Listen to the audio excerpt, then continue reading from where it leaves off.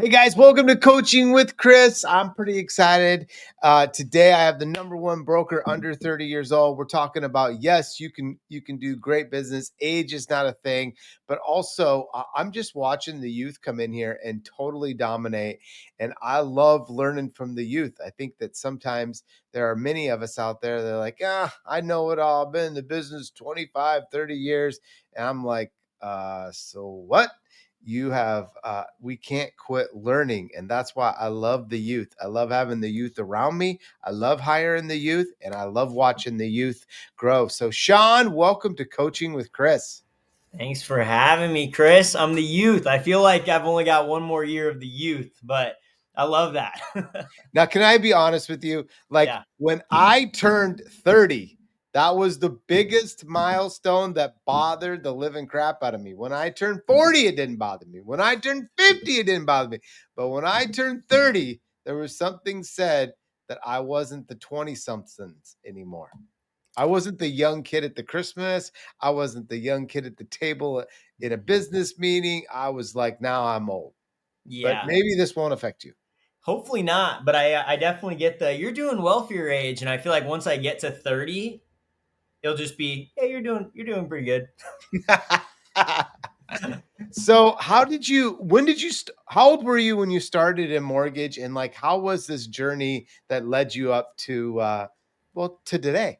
Yeah, I think I was 22. I think I was 22 years old back in 2018. And I was basically out of college. Had a little summer job, and then I knew a guy who did pretty well. He worked at Academy Mortgage, and he was like, "You Mm. should come swing by the office and check it out." And I was hooked. I went into the office, learned about the industry, felt like it would be something I'd be good at, and just decided. I mean, my rent is like $500 a month. I might as well give this a shot. Did you have any experience like 22? Were you just out of college? Were you working somewhere?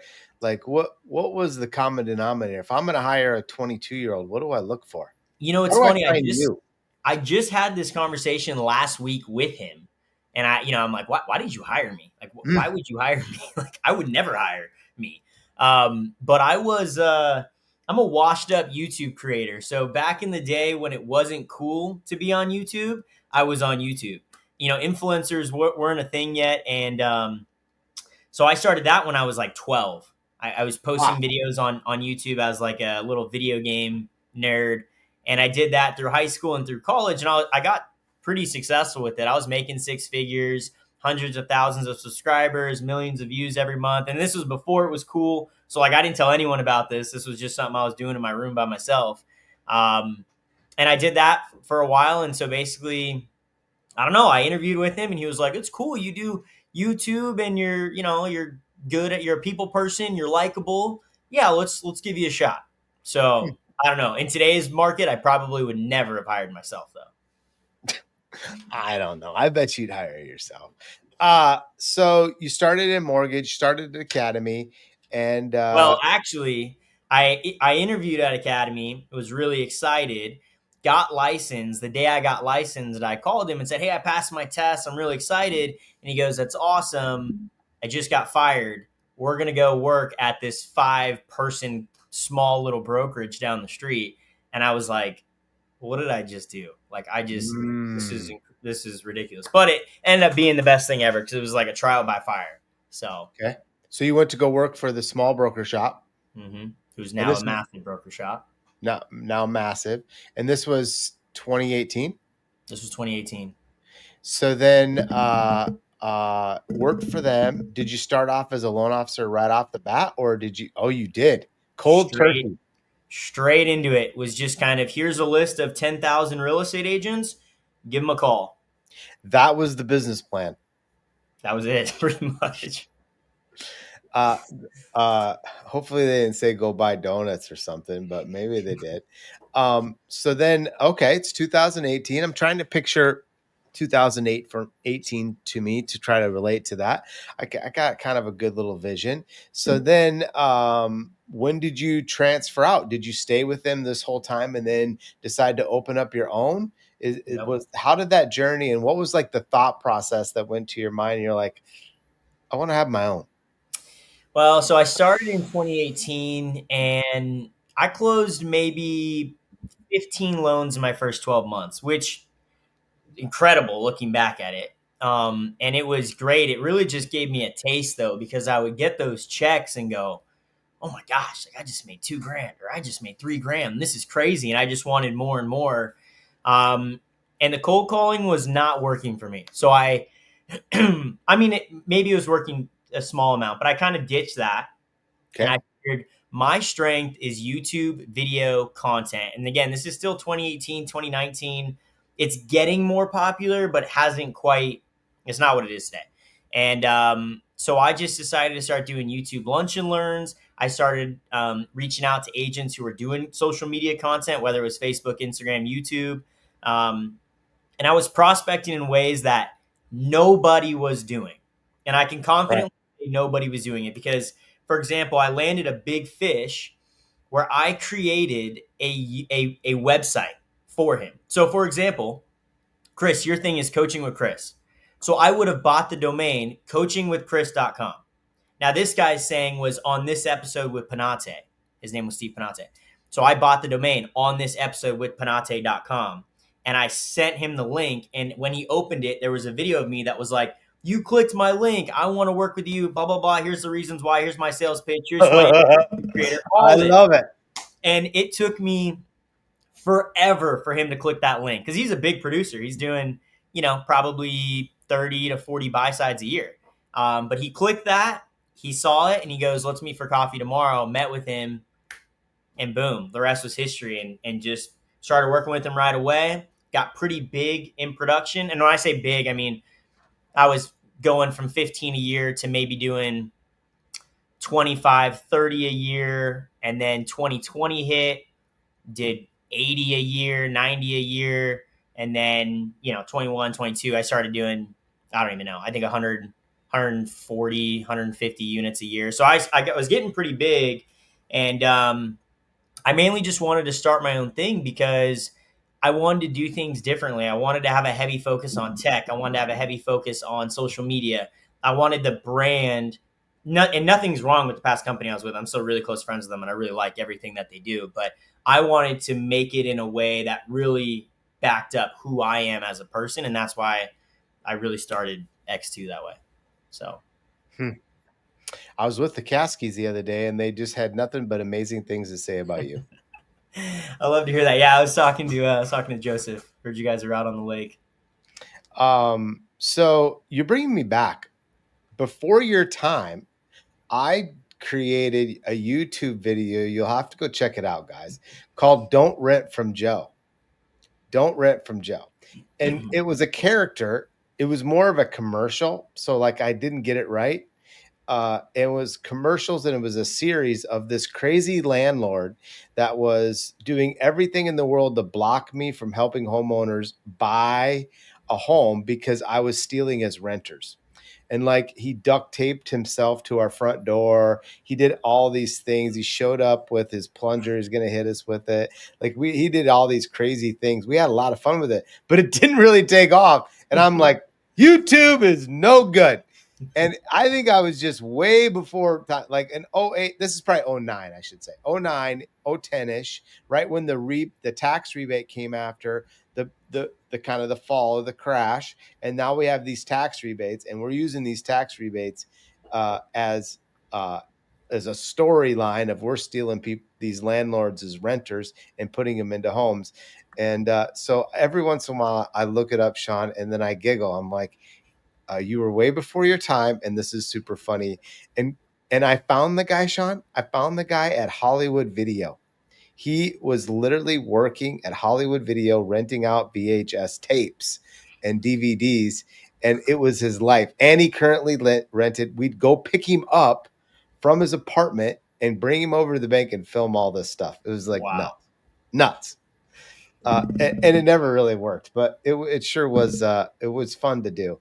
Um, okay, X2. Why X2? So you start this company, and you have this vision or this plan, but why the name X2? Because I think you're super creative, but I don't actually know how you came up with the name X2. That's the secret sauce, Chris. No one knows, and that's the idea was, we're going to sell it as double the savings, twice the service. I mean, you could come up with anything marketing wise for it. But if you want the real secret as to why it's X2, you got a picture. I started X2 in 2021, Okay. probably the height of the mortgage industry in the history of mortgages. For sure. I don't know if anyone looked at what domains costed with the word mortgage at that time, but it was insane. Yeah. If you wanted a domain with the word mortgage in it, you were spending 50 to 100 grand, unless it Okay. was something that was like 50 characters long or that no one would want to type in. Sure. So I wanted a name that was easily brandable, but also easy to say over the phone that nobody could possibly mess it up spelling wise. And people misspell mortgage all the time, so that's unfortunate. But I needed something that when I was saying my email over the phone, hey, shoot me an email, and I would say it's at x2 letter x number 2 mortgage.com. Can't mess it up. It's super simple, and the domain was $10. So it was kind of, I built the brand around the domain. Yeah. So you're thinking, what could people spell? And then kind of started then times two. Was it times two or X2 in your brain when you were It playing was around with it? always it was always X2, and I have this weird OC. I'm a little OCD about things, and I have this Okay. weird thing where the X has to be capitalized. If it is a lower, I mean, in a domain, everything's on lowercase. But Yeah. in all of our branding, if anything is ever lowercase x, so the entire team knows, I'm like, we can't. Nope, that's not our name. It has to be the capital X because it just looks totally different. It does. It does. This little X, and then you have the bigger two, and it just Just doesn't doesn't look. work. I wouldn't like it either. Yeah. I wouldn't like it either. Okay, so now we've got this team. We've got X2. You've got a domain. It's 2025. What's the team look like now? So we've got probably 20 employees. Um, we're very lean. That's always my goal, is to stay super lean. That was something I was really heavy on when I started the company. Was we don't want any fat, nothing. If we can have tech, that's going to be better than having a person. In some capacity. So we got about 20 employees. About half of them are loan officers. Okay. Well, I should say, yeah, 11 or 12 of them are loan officers. The other 8 are support staff. So whether it's admin, business development, marketing, processors, that's what that looks like. And yeah, we're mainly in Arizona, but we just opened a branch in Texas. Small team Okay. out there. Yeah. Cool. So, 20 people. How many loans a month? Well, we're ramping up a lot right now compared to what we're used to. So we're doing about 20 to 22 loans a month right now on average. Okay. So average loans per LO is down. That's something, and I'm thinking the majority of the production is yours. Well, yeah, yeah. Majority of the production is mine, and probably three. Honestly, 5 LOs make up 95% of the production. Got it. So what are you doing today to are you broker and non-delegated or All what are you? broken. All broker. What are you doing today in tech that's really working to help you generate leads? On the generating lead space, I would say more from an education standpoint. Okay. So really, when someone goes to our social media, not mine, the company's, which is rare, but when someone goes to the company, it's good, it's solid, it's really good compared to other companies. And so because of that, everyone kind of views us as cutting edge, new, young, like you were saying, always doing the next best thing. So when I would say tech wise, we're usually leveraging our knowledge of AI and other tech stuff to do classes with referral partners. That's, in my opinion, the best way to generate business. Now, yes, you can use AI or some other platforms to generate actual leads, but we all know in this business the best lead is a referral. And Mm-hmm. so I'd rather take our knowledge of that, of social media, of tech, of AI, all those things, go into an agent's business who's maybe doing 10 to 20 transactions a year, and say, how can we plug in and help you do 20 to 30?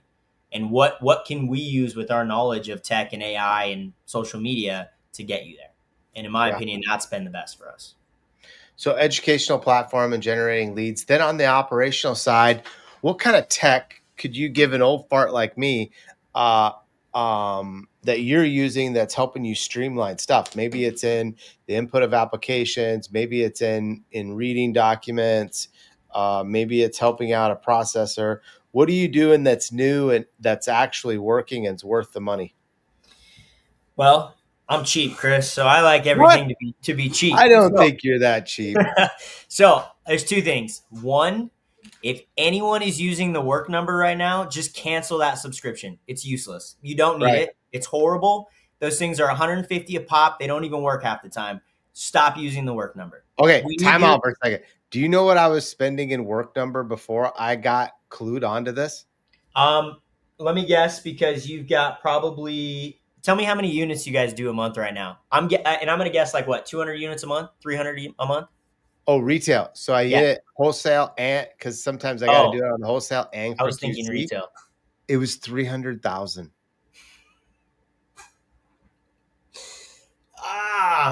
That hurts me. So I couldn't get him to quit. So the only way I could get him to quit was I changed their logins and they had to get approval to be able to do it because it's so freaking. So I'm so excited to hear what you're going to say next because at one point in time, I felt like I was getting taken advantage of. So tell me what you're doing. Yeah. So I same thing. I started just turning off our accounts because we couldn't. I mean, we weren't spending that much, but I couldn't afford for everyone to just run it. So we don't use a work number. We use one of two things. We use Authentive AI. Okay, how's They're that a work? brand new platform. So I'm actually Authentic what? Yeah, Authentive.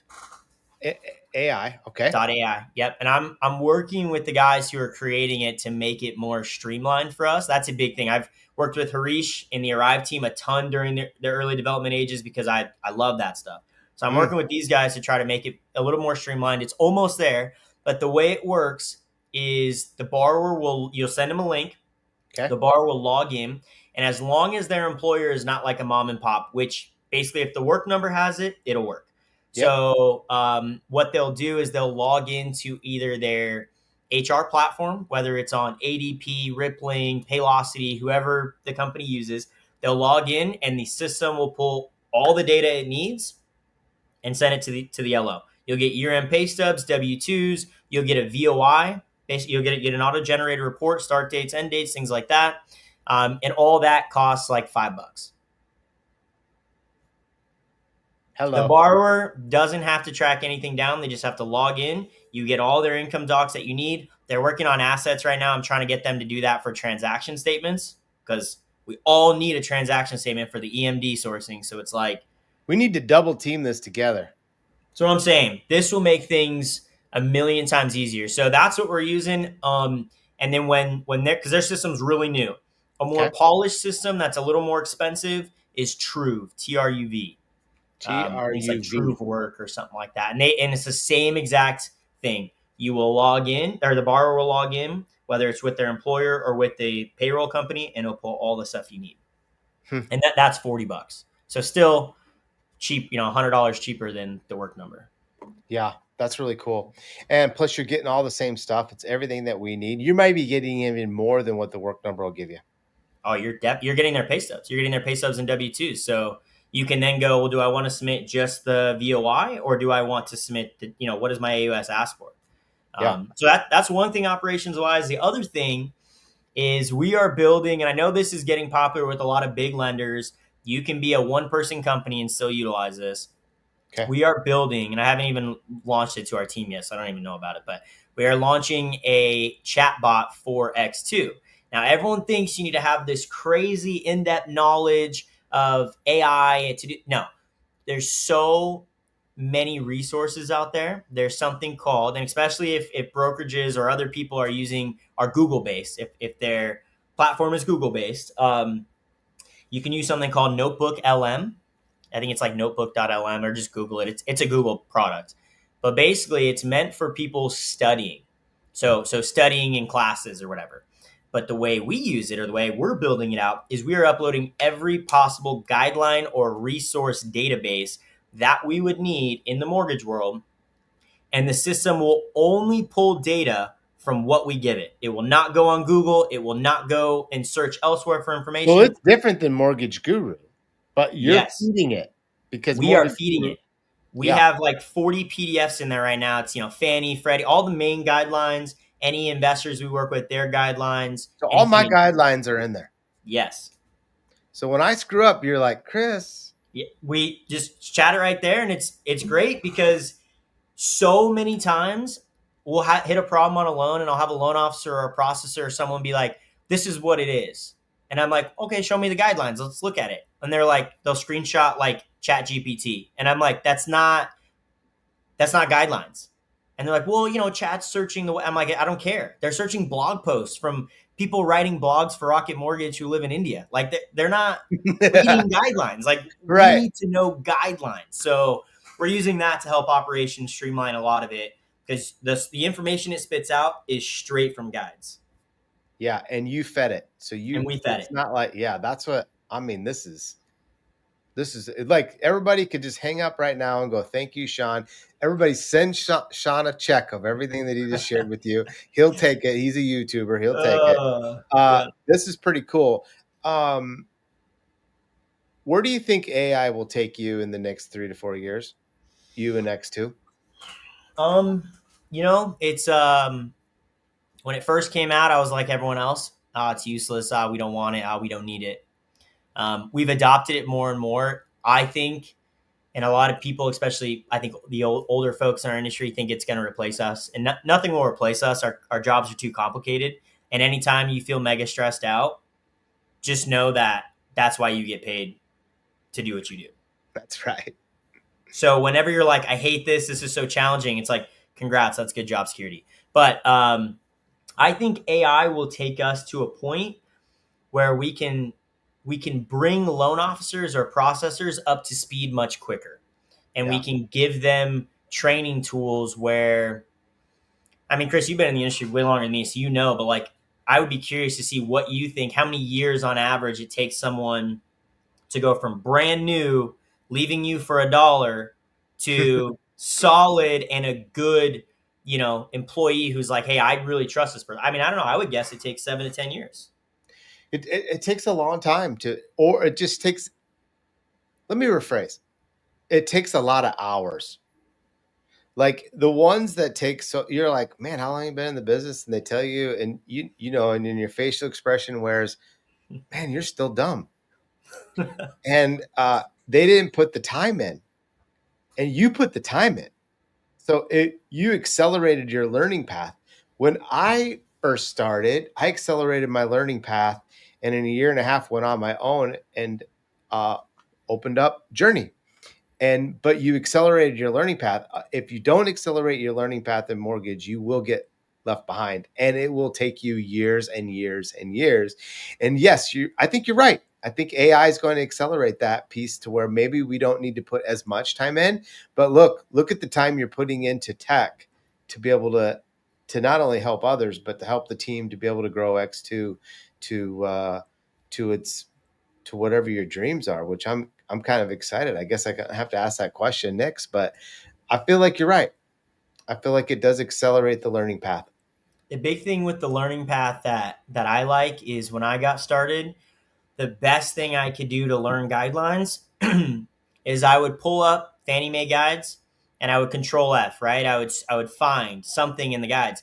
The problem with that is you have to search the specific verbiage that Fannie Mae or Freddie Mac calls it, whether it's future income or projected income. Those are Right. really hard to search for if you don't know that that's what they call it. But AI allows us to, someone brand new, to find that part in the guide and then read that section that they need to actually read. Yeah. Yeah. So So what's next for X2? Like, I told all my loan officers, okay, I told them, I want you to review everything. I want you to review the first half of the year. I want you to review your money and what did your investments make. I want you to review lifestyle at home. I want you to review yourself. I want you to review your business. So let's say we're reviewing Shawn's business. First half of the year to the last half of the year, right? What are you going to do different in third and fourth quarter that you did in first and second that you think will make a change for you and your business? It's a good question, Chris. I wasn't prepared for that one. I would say, By the um, way, I never call my guests, just for fairness of Shawn, I never call my guests and say, "What? Hey, what are you going to ask me?" I never do. I have been asked. Shawn never asked me, but I've been asked by other guests, "Hey, can I get the list of questions you're going to ask?" And I say, "No, we'll just see where it goes." And I feel like we have great conversations when it's natural. You don't call somebody and go, "Hey, let's meet for coffee. I'll go ahead and send you a list of questions. We're going to talk about coffee." That would be pretty weird.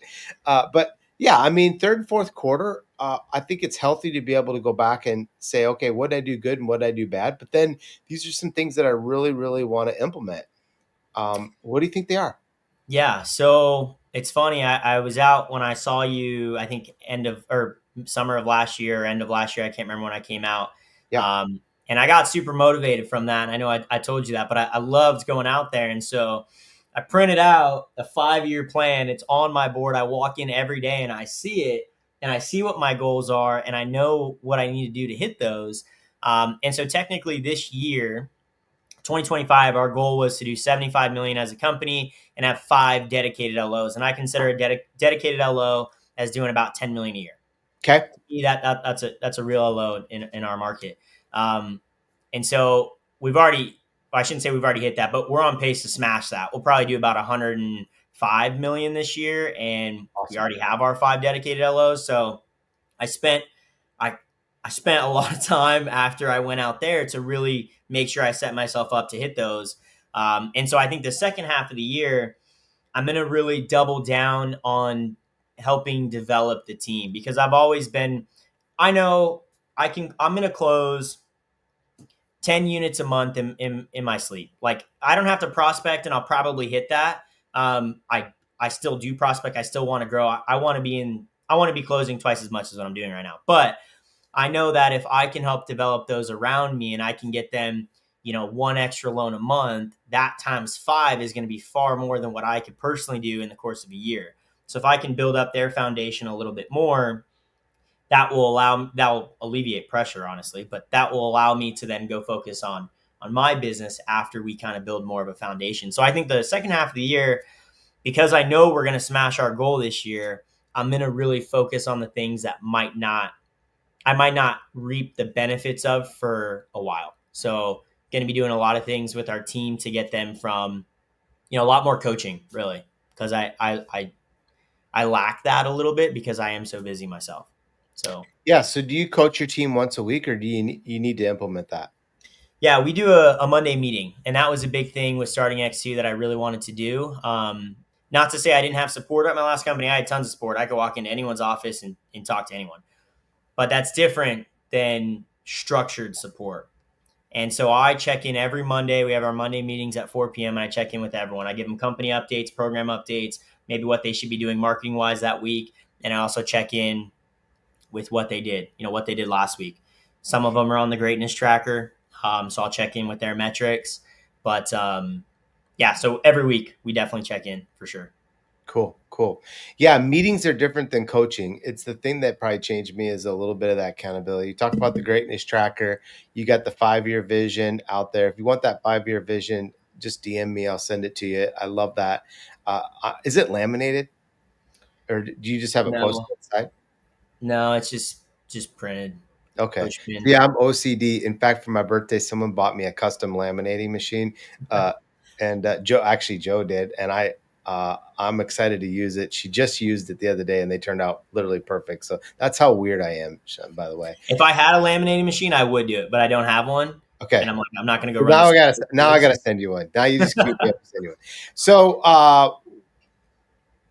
I think when I'm thinking about you and implementing this is to have a big goal of average loans per LO in 12 months. And if you had to really like think about what would be perfect, what do you think that number would be? Because I think it would really change your profitability of your company to get to 2 or 3 or 3. Yes, that is something I had I was, let's just say I was lost last year on my Okay. vision, because I started 2021, you hit the ground running. This is the vision. This is what I'm going to do. 2022, smashing it, going towards it. 2023, we're still hitting it. And then kind of 2024, I'm like, man, what am I doing? Like, I am Hmm. making far less on my loans as I should be because I'm covering all this extra overhead. Um, and I'm glad I went out and saw you guys because that really put things back into perspective. But um, yes, it has been a big thing on my sheet. So I also write down goals every week just for Hmm. myself that I look Yeah, at, I love that. and every week I write efficiency at the top in big bold letters, and that means a lot of things. But in particular, my goal is to get RLOs really doing 5 loans a month. I want to be Plains Commerce. I want to be known as the guy. If you work there, if you work at X2, oh dude, you're a killer. You know what you're doing. You're dialed in. You're good. That's in my opinion the only possible way X2 can compete in the market we're currently in with all these mega brokerages. Yeah. And I think the thing for you is to identify the perfect LO, right? Like this is the perfect LO for me. Does 3 to 4 loans a month, and is mad about it. Like I don't want a loan officer that does 3 loans a month and's happy. I want a loan officer that does 3 loans a month, pissed about it, and because you can help that person. The ones that are like, well, that's pretty good. I go, man, that is a terrible disease. You don't want that disease. That's like cancer, and I hate cancer. So like, I don't want that. Like, be mad about it and want to continue to grow because I feel like that's who Shawn is. Oh yeah, it's crazy. It you know yeah, it's like, oh, I did 120, I did 140 loans this year. That's great. But what did I do last year? Oh, I did 140. Ah, it sucks. It sucks. I'm like, how did I not do more? Like, how? Yeah, right. And I loved it that you were honest about like last year I was just in this little weird spot. I don't know how many times I've been in a weird spot. And and that weird spot creates lots of mind games, depression, burnout, all the bad stuff. And you don't even know you got there. You're like, holy crap, here I am. And then you got to get out of it. And I've been there definitely throughout my career several times, and it sucks. But I love getting out of it because it's just like, ooh, I got this vision and this plan, and you came up with a vision and plan. So as we're ending here, let me ask you this: how big, if you're dreaming, how big, and what does it look like 5 years from today? I'm interviewing you again, and I'm like, Shawn, tell me where you're at today. How big and what would X2 look like in 5 years from today? If you could dream it. I get extremely motivated. So I'm not really money motivated. I'm Yep. very competitive, and that's what motivates me. And so when I see guys in retail setups doing 200 to 300 million a year, and I'm like, how are these guys doing that? That is where I want to get to, because I know people look at me and they go, how is he doing that? And it took a while to figure it out, and I've hit plateaus along the way. Yeah.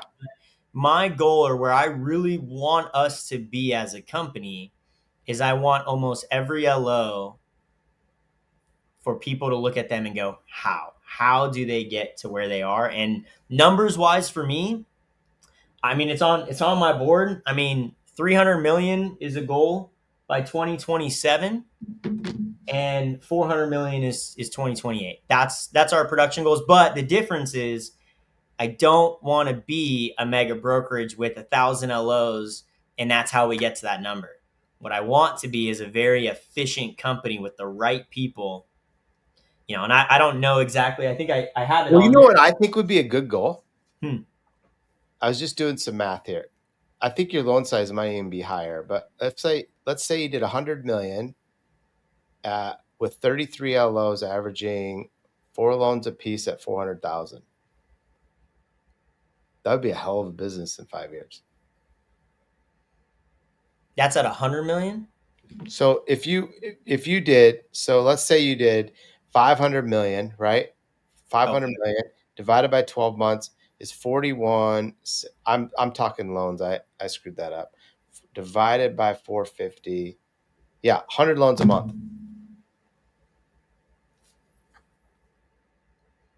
That'd be 45 million a month, 500 million a year. Bad math. I just think that's totally doable, and you can do it with less than 30 LOs. For sure can. For sure can. And what that's a more is not always good. Sometimes less is better. I Explaining that to somebody, it's so cool that you get that already at your age. Well, I run P&Ls on every single one of my LOs, really every single one of my employees, and I've Love it. seen it how crazy the numbers are skewed with efficiency in an LO. The only reason these mega brokerages even make it is because they're having such massive holdbacks and additions on the back end that their LOs don't even know about. That's the only reason they make it, because they can't possibly survive with that many people. So on our model of providing the best mortgage product possible to a consumer, we need efficiency. We need LOs. We need small amount of LOs doing a lot of business. Yeah, yeah. Hey, Shawn, one question that Matt had, he says, I want to be better at getting referrals. Any advice off the top of your head of helping me get more referrals? It's a loaded question. It's pretty broad, but it's a good question. I would say the easiest thing you can do for past clients, I'll just run through my personal past client Sure. setup. So when we fund a loan, I'm reaching out to the borrower, saying, "Hey, congratulations, blah blah blah," walking them through when their first payment is, doing that post closing call.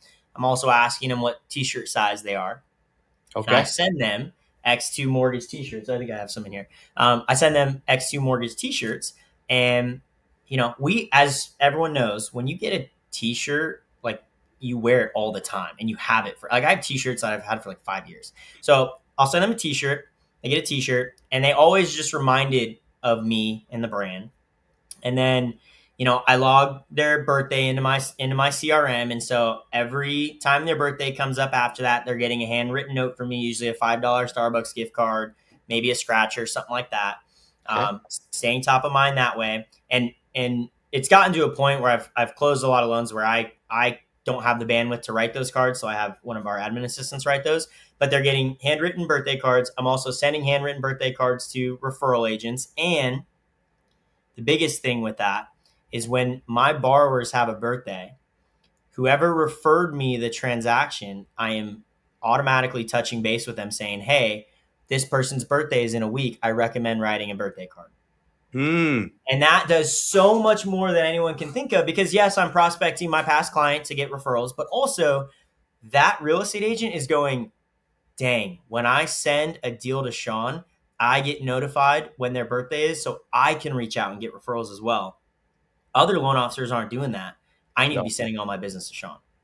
Hmm. So I would say and those are very simple things. I mean, there's a Yeah. lot more you can do, but those very simple things really helps get referrals. I told an LO, Matt, I told him at LO the other day, I said, if you would track your asks per day, I think you would be shocked. Meaning that the average LO doesn't ask for a loan, or if anyone knows anybody looking for a loan, enough. And so, what if you ask 5 people a day and you tracked it? You couldn't quit till you got to the fifth person, the fifth asks. I guarantee you'd have more business than you'd ever want. It's so simple. It's so freaking simple. You won't do it. Like, I'd challenge someone to do it 30 days in a row. They'd have more business than they'd ever want, and yet then they'd quit it. And yet it's so simple. Hallie just asked, how soon do you do the post closing call? And same day at funds, or like within a week? It depends. If it depends on the client. So I really try to mold myself to the client. At the end of the day, we are helping clients. I am a big systems guy. I might not be like a veteran, like those guys are very systems, but I am a big systems guy, and it would be great if it was a one size fit all, but it's not. And so if I know a client is they're closing today, but I know that they've got to be out of their house and moved into the new one. Like, I'm not calling them. I'm not stressing them out. They don't want to talk to me. I'm going to set a reminder to call them in a week and say, "Hey, did you move in? How'd that all go? Blah, blah, blah, blah, blah." Or if I know that maybe they're signing out of state or something like that, where they're not going to be moving in for a while, then I might call them actually before it funds. I might call them when the title company gets the docs or something like that. It just depends. But the key part with all of that is trying not to inconvenience them, because we get numb to the fact that someone is doing the biggest transaction of their life. And there's a lot more that they need to be thinking about and doing than talking to us. at that point. Yeah. Yeah, true. That is a good point. Great point, actually. Shawn, thanks for coming on Coaching with Chris. Of course. Thanks for having me, I Chris. mean, I enjoy it. I am your big fan. You taught me some new techie stuff. That's why I like hanging out with the youth. They're always teaching it. I had no idea you were a big YouTuber. I don't see you as a nerd playing video games all day long. I'm judging. I'm judging. But Uh, that must have been like a fun part of your career. Probably a little bit weird part. You just hung out in your bedroom. Your kids are like, or your parents were like, "Does Shawn ever come out of the bedroom?" And he's like, "No, he's making money." they were, they were very, they were very concerned about me until I started showing them the paychecks, and they were like, "Oh yeah, here, you need some snacks, some Stay in water." there longer. I appreciate you. I'm excited to see what you're going to do. Not only to finish this year out, but being able to go back and watch this video 5 years from today and be able to like, yep, I called it, and you do it. That's just going to be so cool. I'm rooting for you. I know you're going to kill it. I know you're going to kill it third and fourth quarter. So go get it, Shawn. Thanks again. Appreciate it, Chris. Thanks for having me on.